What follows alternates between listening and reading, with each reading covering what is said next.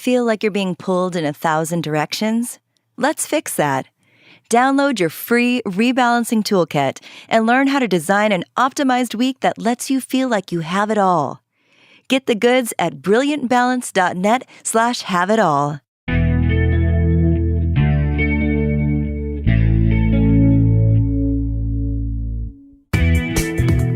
I'm Cherylanne Skolnicki, and this is Brilliant Balance, the show for working women who are ready to shine.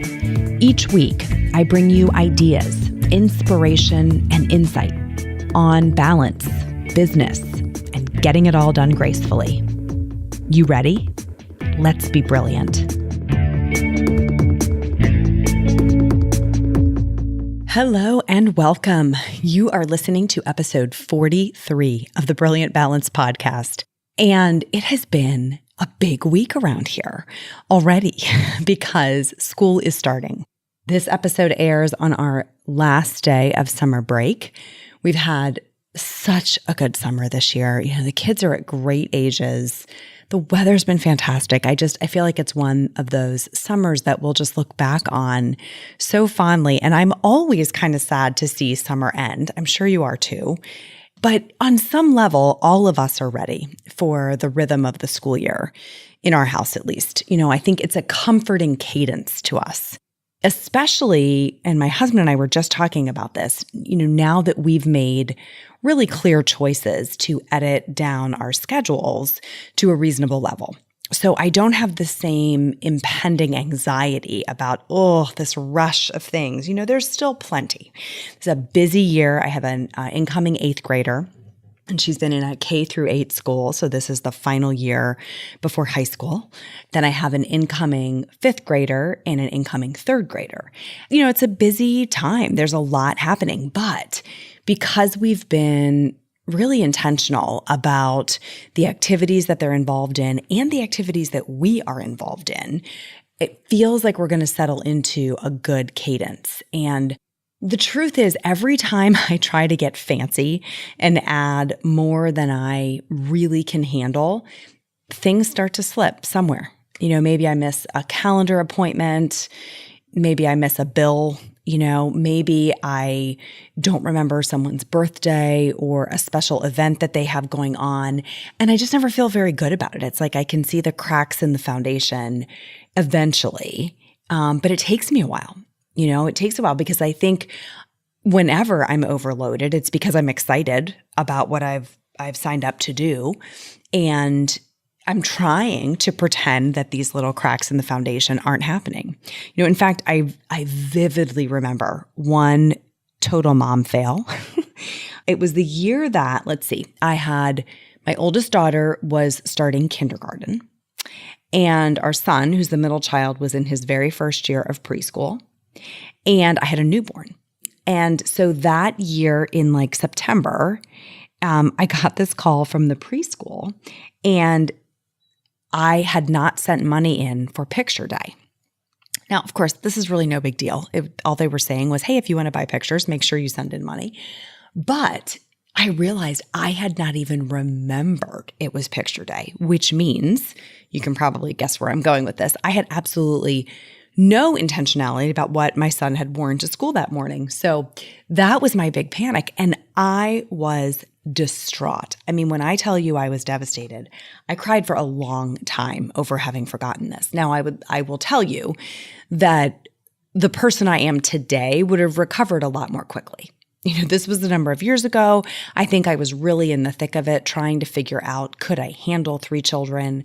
I had a brand new business. You know, it was my first year as an entrepreneur. I had this newborn. I'm sure I was sleep deprived, right? So your emotions are always running a little high. But it was one of those episodes that I'll just never forget, of the recognition that settled in that I just had too many things going on. You know, it would not be like me to forget picture day for my precious son in his first year of preschool. And yet I did. And I think that the truth is, whenever we are starting to fall out of balance, we think we can hide it.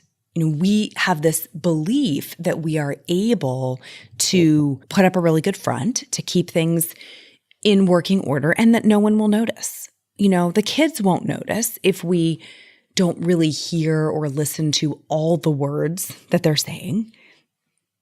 But is that true? I think you start to get this increasing chorus of, Mom, watch me.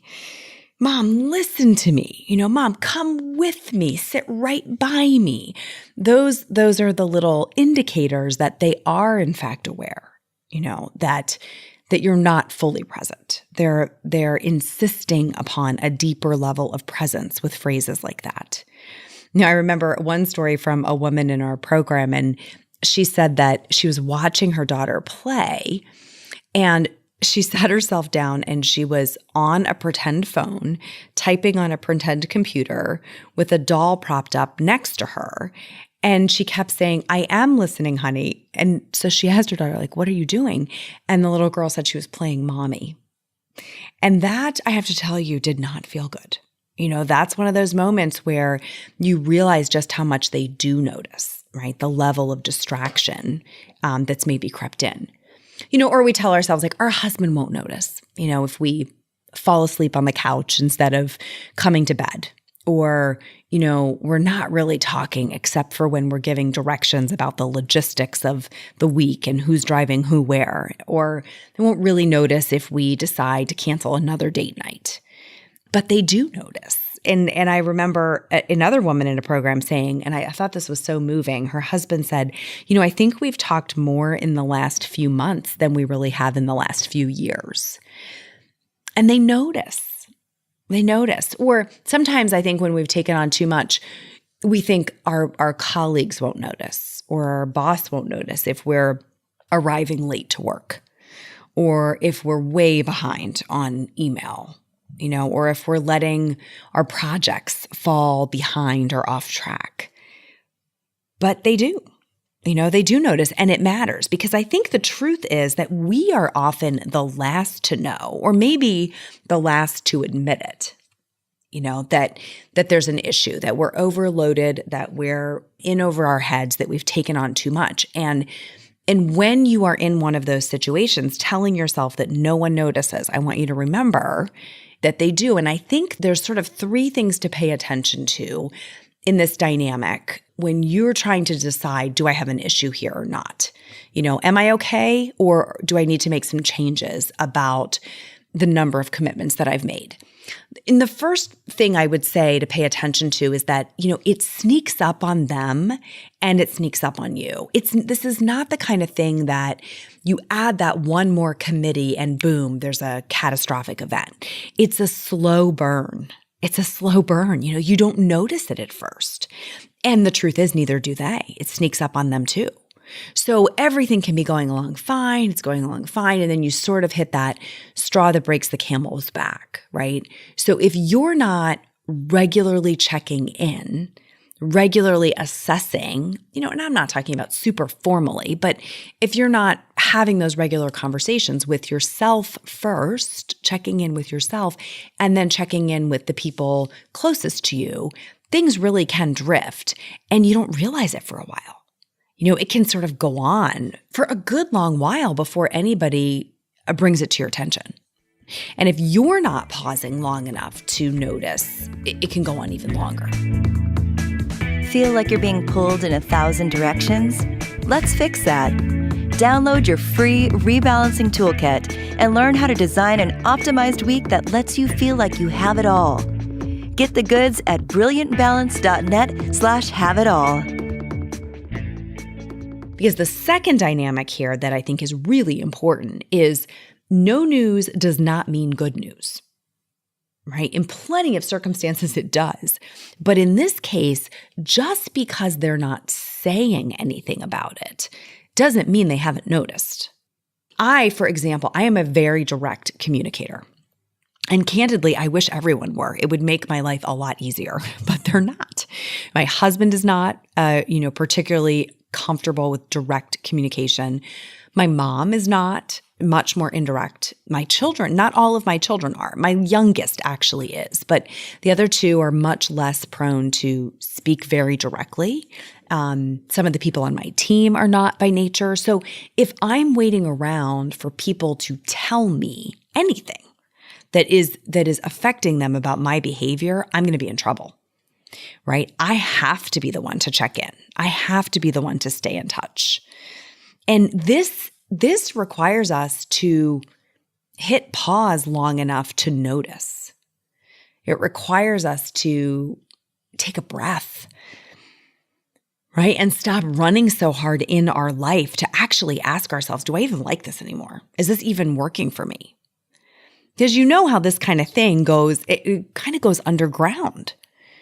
And you've probably been on the other side of it where you have something that's bothering you about a behavior pattern of somebody you're close to. And it's like a pot waiting to boil over, right? It's like, I can take it, I can take it, I can take it. And then boom, there's this boiling vat of resentment and it boils over and it's ugly. It's ugly when it goes underground and unsaid for too long.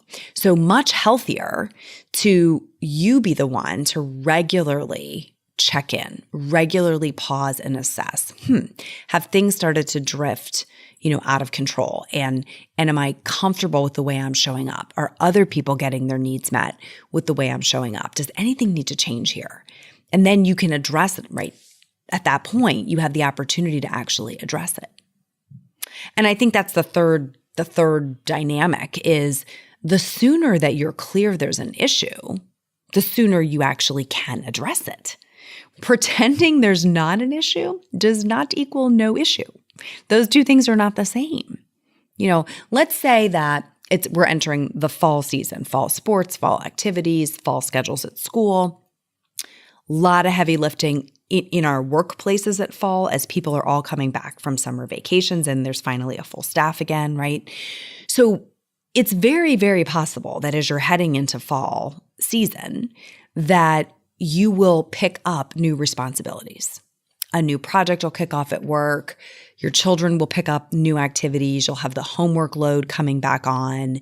You may have added a volunteer commitment, maybe connected to one of the kids' teams, or maybe you're supervising, rehearsals somewhere, or coaching. A lot can kind of surge in that was not there just a few months ago. And if you think you've got it, you think it's going to be fine, you think you can handle it, and you don't check in regularly, then this can start to drift off course and you won't catch it. But if you have a practice of regularly assessing, the week, the month, how did it go? Touching base with your husband or your partner, touching base with your children, the other people close to you, the sooner you notice that there's a problem, the sooner you can start to make adjustments to your responsibilities. And there's so many different ways to do that. We talk about this, oh my goodness, every day in our programs, the women who are members of our programs, because there are so many different ways that you can make adjustments to the scope of your responsibilities that are really very graceful, but you have to be willing to admit that there's an issue before you can do that. So, I think if you really want to have open, honest relationships with, all those people we talked about, your husband, your children, your colleagues, your parents, your friends, then you have to be the one who's in touch. You have to assume that you will be the last to know. Assume that they have already noticed and that they're not telling you out of kindness, right? Out of respect.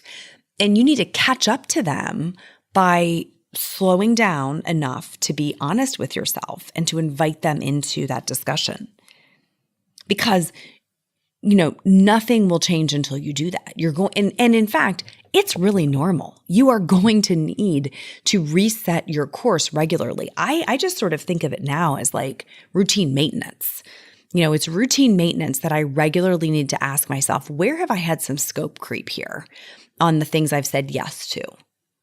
And sometimes it even goes in the other direction. It's rare, but it does happen where you're like, yeah, I actually have some room to say yes to a few more things and then be very choiceful about what they are. More often than not, it will creep in because you have said yes to things that you really couldn't fit and you'll have to edit back, right? That's the more common pattern. It is regular. It is normal. There's nothing wrong with you if you're experiencing that. It's just I think of it as routine maintenance. It needs to be done regularly so that you can reset your course and get things, moving again in a direction that you're really excited about, you're really proud of, that lets you align your time with the priorities that you really hold the most dear.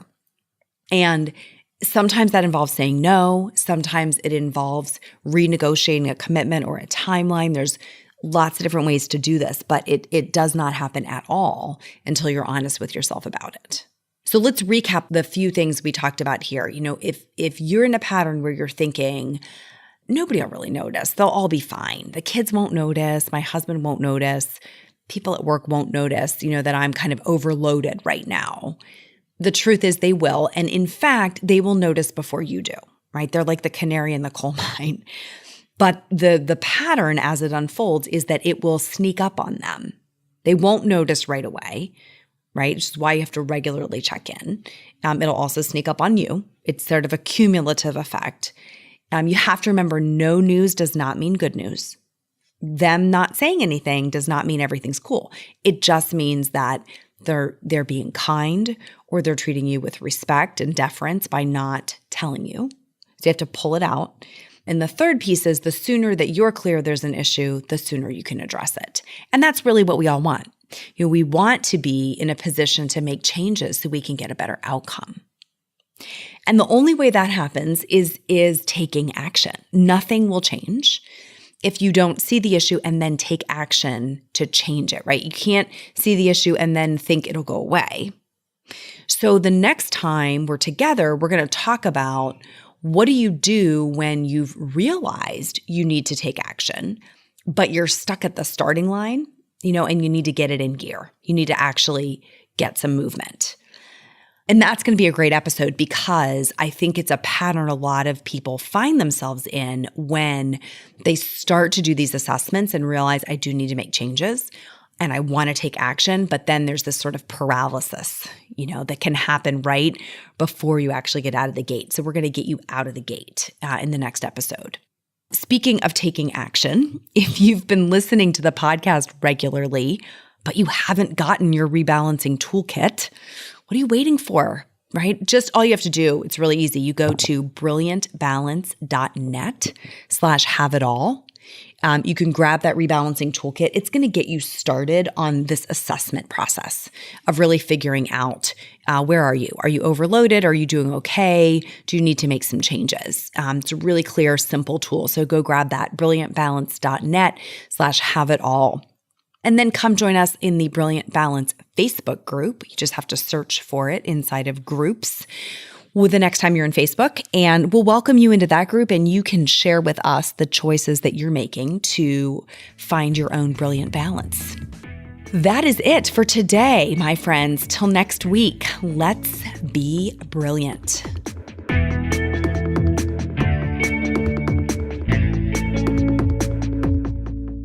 This is the podcastfactory.com.